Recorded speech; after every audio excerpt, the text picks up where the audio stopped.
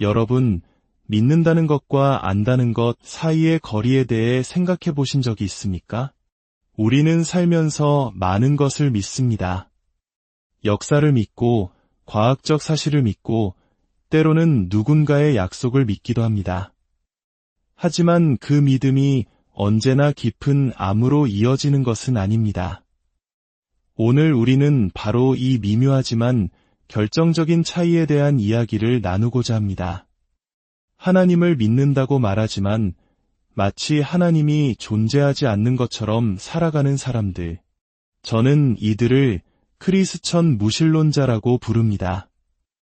이야기를 본격적으로 시작하기에 앞서 잠시 여러분의 마음을 구하고 싶습니다.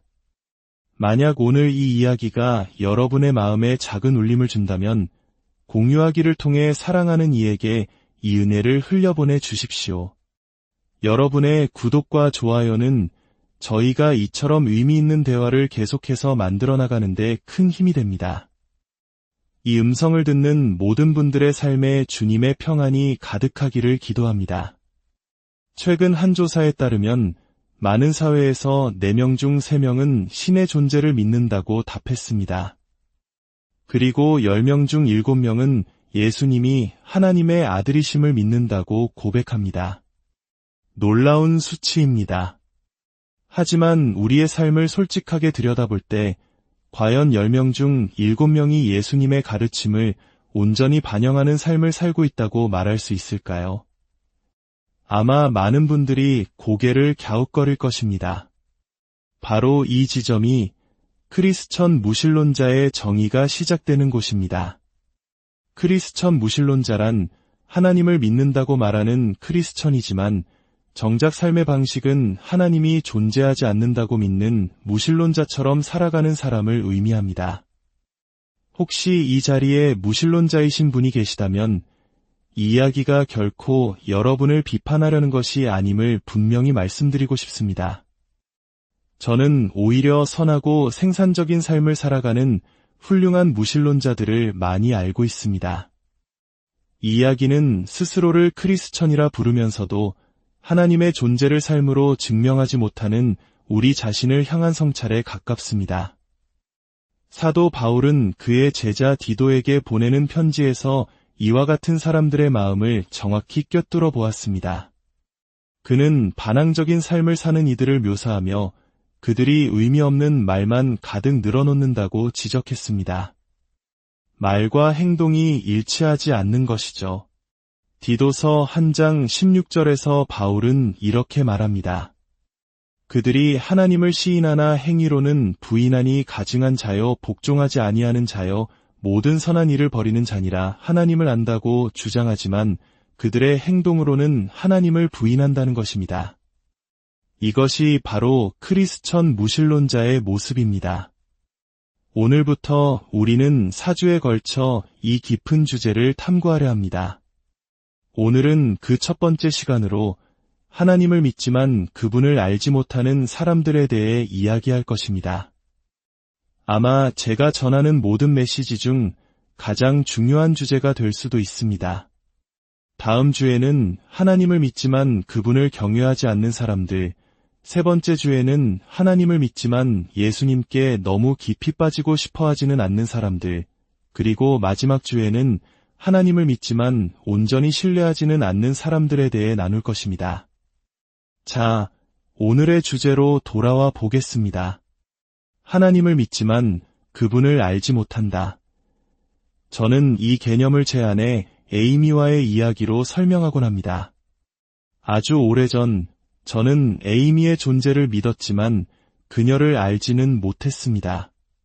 제가 예수님을 따르기 시작한 지 2년이 조금 넘었을 때였습니다. 대학의 한 친구가 저를 보며 놀리곤 했습니다. 너는 정말 예수쟁이야. 내가 아는 사람 중에 제일 이상해. 그러던 어느 날 그 친구가 제게 에이미에 대해 이야기해 주었습니다. 내가 직접 만나본 적은 없는데 너처럼 이상한 애가 있대. 하나님한테 푹 빠져 있는 예수쟁이라고 하더라. 너희 둘이 만나면 아주 잘 어울릴 거야. 같이 이상하게 지내면 되겠네. 그렇게 저는 에이미의 존재를 믿게 되었습니다. 하지만 그녀를 만난 적은 없었죠. 그녀를 알지 못했습니다.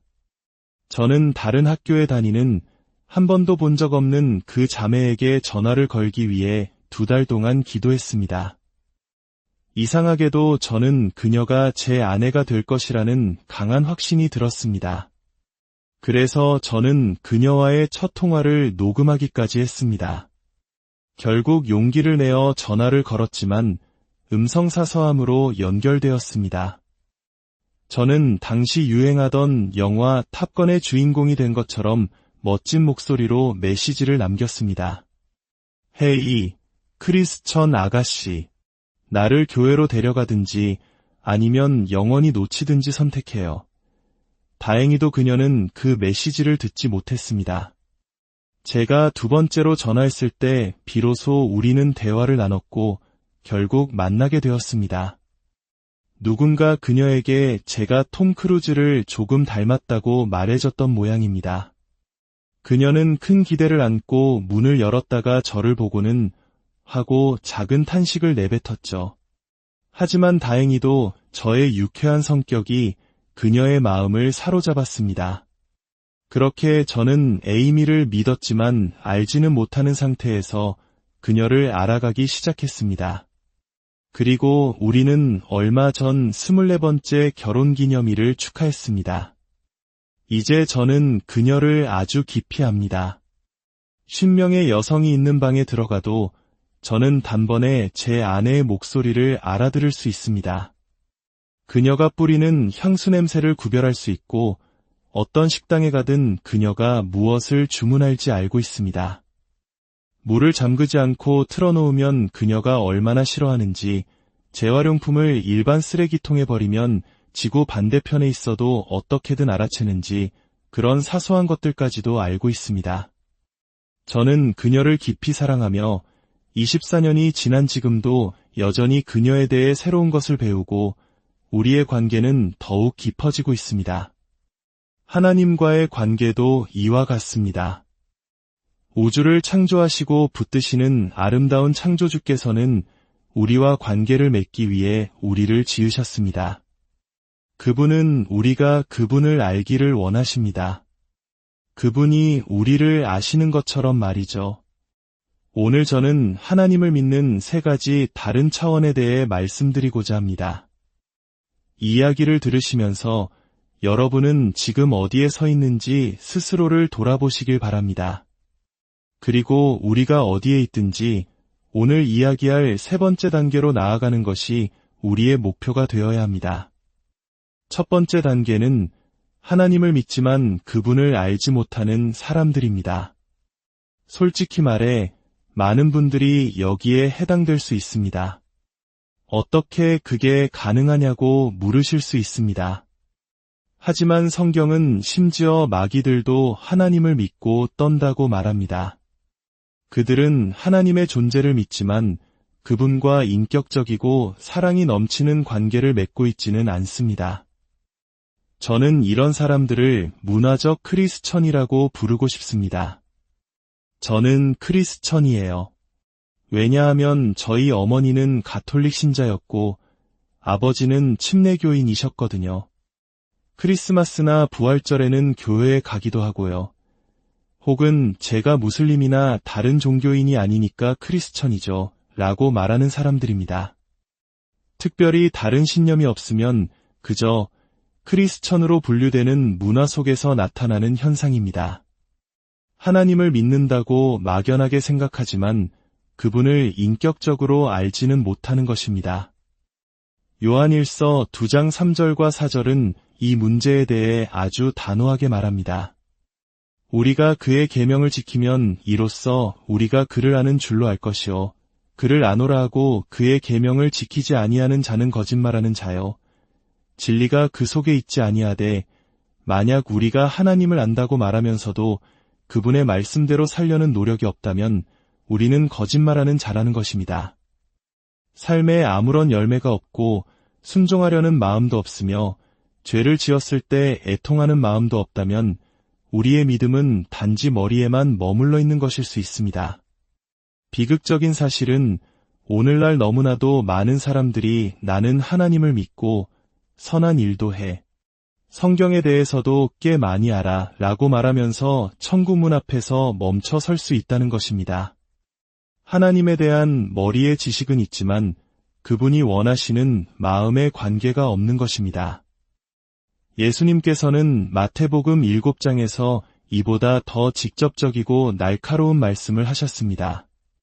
나더러 주여, 주여 하는 자마다 다 천국에 들어갈 것이 아니요 다만 하늘에 계신 내 아버지의 뜻대로 행하는 자라야 들어가리라. 그날에 많은 사람이 나더러 이르되 주여, 주여 우리가 주의 이름으로 선지자 노릇하며 주의 이름으로 귀신을 쫓아내며 주의 이름으로 많은 권능을 행하지 아니하였나이까? 하리니 그때에 내가 그들에게 밝히 말하되 내가 너희를 도무지 알지 못하니 불법을 행하는 자들아 내게서 떠나가라 하리라. 내가 너희를 도무지 알지 못했다. 어쩌면 좋은 일을 하려고 애썼을 수도 있고 나를 믿었을 수도 있다. 하지만 우리는 관계 속에 있지 않았다. 이것이 바로 첫 번째 단계에 있는 사람들의 모습입니다. 과거에 저 역시 정확히 이 자리에 있었습니다. 하나님을 믿고 교회에 다녔지만 그분을 알지 못했습니다. 두 번째 단계는 하나님을 믿고 그분을 알지만 잘 알지는 못하는 사람들입니다. 하나님을 경험한 적은 있지만 그분과 깊고 친밀한 관계는 없는 상태입니다. 제 젊은 시절의 영웅이었던 한 유명 야구 선수와의 일화가 있습니다. 한국 분들에게는 박찬호 선수나 손흥민 선수를 만나는 것과 같은 경험일 겁니다. 저는 대학 시절 그 선수가 있는 도시에 갔을 때 친구들에게 나는 오늘 그를 만날 거야 라고 선언했습니다. 친구들은 저를 비웃었지만 놀랍게도 길을 걷다가 정말로 그 선수를 마주쳤습니다. 저는 이성을 잃고 그에게 달려가 제가 얼마나 그의 팬인지 그의 기록들을 얼마나 줄줄 꿰고 있는지 떠들어댔습니다. 그는 제 열정에 감동했는지 저를 자리에 앉히고 음료수를 사주며 약 15분간 대화를 나누었습니다. 심지어 다음 날 있을 제 테니스 경기를 보러 오겠다고 약속까지 했습니다. 저는 정말 그가 올 것이라고 믿었습니다. 하지만 다음 날 그는 나타나지 않았습니다. 저는 그를 만났고 그에 대해 많이 알고 있었지만 그를 잘 알지는 못했던 것입니다. 그와의 관계는 그 15분이 전부였습니다. 우리 중 많은 이들이 하나님과 이런 관계에 머물러 있습니다. 우리는 하나님을 부른 적이 있고 기도 응답을 받은 경험도 있으며 어쩌면 진정으로 거듭났을 수도 있습니다. 하지만 거기서 멈춰서서 그분과 함께 성장하지 못했습니다. 예수님에 대해 정보를 얻었지만 예수님에 의해 변화되지는 못한 것입니다. 사도 바울은 갈라디아서 4장에서 이런 상태에 있는 사람들에게 이렇게 말했습니다. 그러나 너희가 그때에는 하나님을 알지 못하여 본질상 하나님이 아닌 자들에게 종 노릇하였더니 이제는 너희가 하나님을 알 뿐 아니라 더욱이 하나님이 아신 바 되었거늘 어찌하여 다시 약하고 천박한 초등학문으로 돌아가서 다시 그들에게 종 노릇하려 하느냐. 하나님을 알게 되었으면서도 왜 다시 과거의 파괴적인 습관으로 돌아가려 하느냐는 것입니다. 제가 이 부분에 대해 열정적으로 이야기하는 이유는 저 역시 예수님을 처음 믿었을 때 과거의 삶으로 다시 끌려 들어갈 뻔한 유혹을 겪었기 때문입니다. 만약 여러분이 하나님을 잘 안다면 완벽해지지는 않더라도 그분의 임재 안에서 온전해져가는 과정을 겪게 될 것입니다. 성경의 말로 표현하자면 성화되어 가는 것입니다. 마지막 세 번째 단계는 제가 여러분 모두가 소망하기를 바라는 자리입니다. 바로 하나님을 믿고 그분을 친밀하게 알며 온 마음을 다해 그분을 섬기는 사람들입니다. 이 자리에 있는 분들은 이 말이 무엇을 의미하는지 깊이 공감할 것입니다.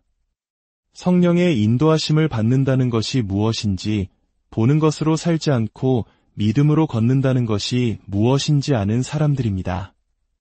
죄에 대해 부드럽게 책망하시는 음성을 듣고 신속하게 돌이키며 아침에 눈을 뜨면 하나님, 오늘 하루가 주님께 영광이 되기를 원합니다. 라고 기도하는 사람들입니다. 일상의 모든 순간에서 일하시는 하나님의 손길을 발견합니다. 사람들과의 대화 속에서 누군가를 돌보라는 마음의 감동 속에서 계획에 없던 말을 하도록 재촉하시는 음성 속에서 그분을 느낍니다. 삶의 어려운 일이 닥쳤을 때 그분의 위로를 알고 초자연적인 평강을 경험합니다. 자신의 연약함 속에서 강하게 하시는 하나님의 능력을 체험하고 하나님의 말씀이 영혼의 양식이 되어 더 깊이 사모하게 됩니다. 예배는 더 이상 교회에서만 드리는 행위가 아니라 그분을 아는 마음에서 흘러나오는 삶의 자연스러운 일부가 됩니다.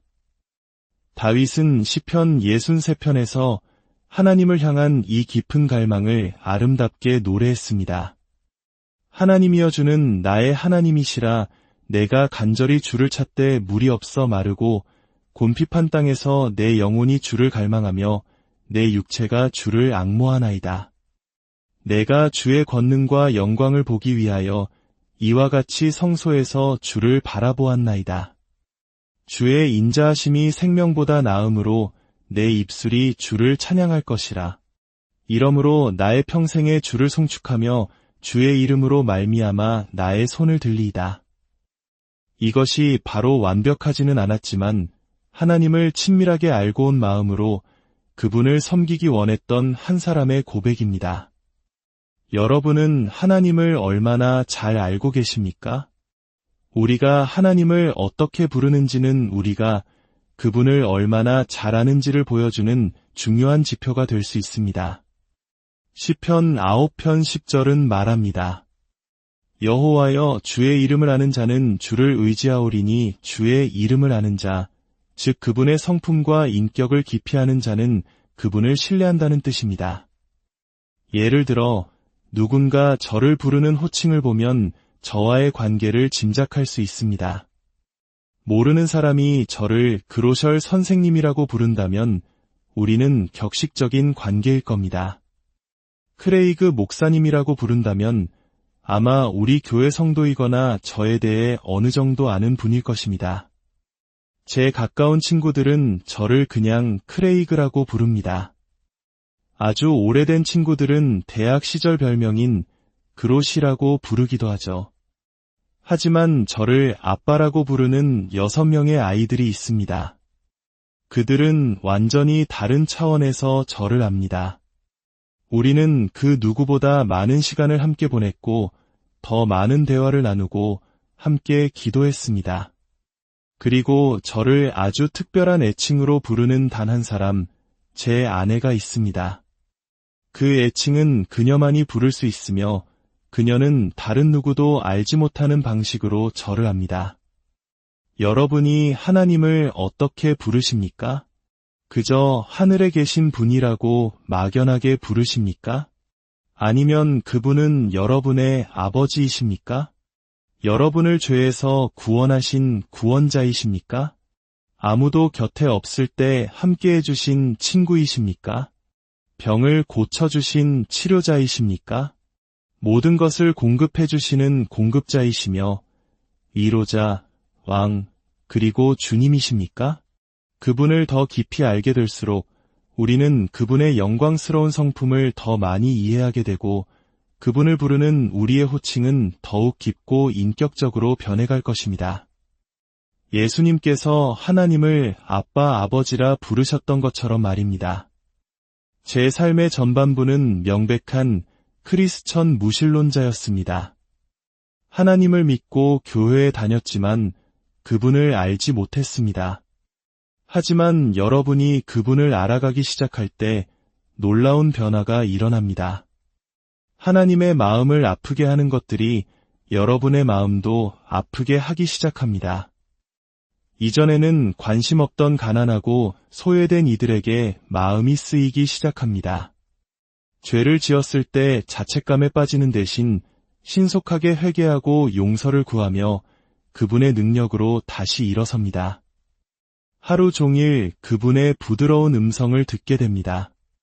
사랑하고 격려하고 바로잡고 인도하시는 음성을 말입니다. 교회는 더 이상 그저 가는 곳이 아니라 여러분 자신이 됩니다. 우리는 하나님의 가족의 일원으로서 하나님께서 주신 고유한 은사와 재능으로 교회를 섬기고 세상을 섬기는 사역자가 됩니다. 좋은 소식은 하나님께서 우리에게 자신을 나타내시기를 간절히 원하신다는 것입니다. 그분은 숨바꼭질을 하시는 분이 아닙니다.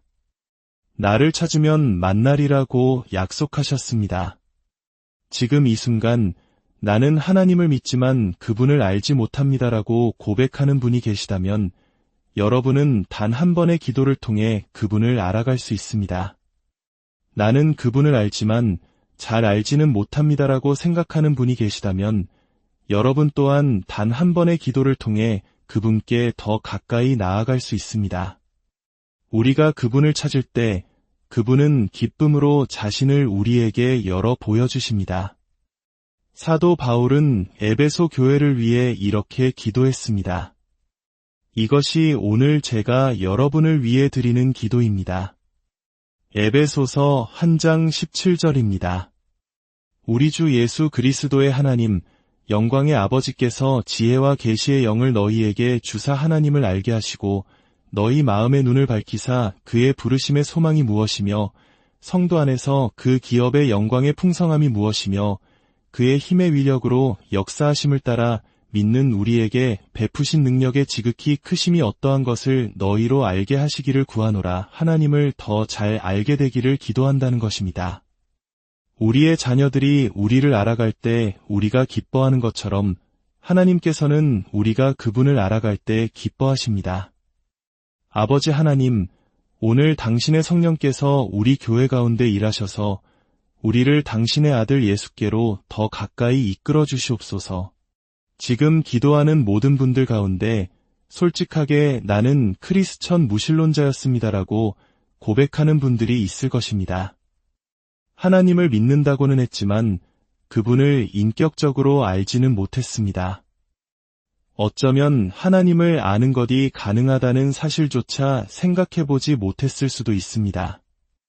그저 착한 일을 하며 최선을 다하는 것이 신앙의 전부라고 여겼을지 모릅니다. 하지만 하나님은 사랑이시기에 우리와 관계를 맺기 원하셨고 그 관계를 위해 자신의 아들 예수 그리스도를 이 땅에 보내셨습니다.